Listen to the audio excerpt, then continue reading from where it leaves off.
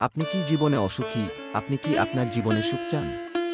তাহলে আচার্য চাণক্যের এই ৩টি নীতি মেনে চলুন, দেখবেন আপনার জীবনে সুখ চলে আসবে। কে না চান জীবনে সুখী হতে?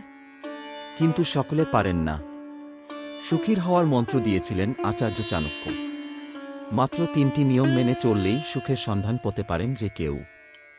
আচার্য চাণক্যকে ভারতের অন্যতম সেরা দার্শনিক এবং পণ্ডিত বলে মনে করা হয়।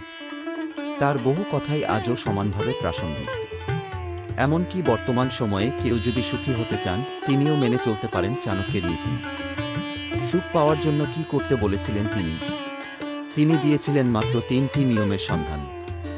সেগুলি পালন করলে যে কেউ সুখী হতে পারেন। এখন ভিডিওর মধ্যে দেখে নেব সেই নিয়মগুলি কি কি। ১. সন্তুষ্টির অপর নাম সুখ। যে ব্যক্তি সব অবস্থায় সন্তুষ্ট থাকে সে কখনো দুঃখী হতে পারে না। সমস্যা আসতেই থাকে এবং যারা ইতিবাচক চিন্তাভাবনা নিয়ে সমস্যার সম্মুখীন হন তারা অবশ্যই সাফল্য পান। এটি সুখী জীবনের প্রথম সূত্র। ২. সুস্বাস্থ্য মানুষের জীবনের মূলধন।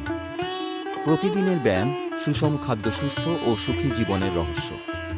চাণক্যের মতে, যে ব্যক্তি সুস্থ নন তিনি জীবনে কখনো সাফল্য অর্জন করতে পারেন না।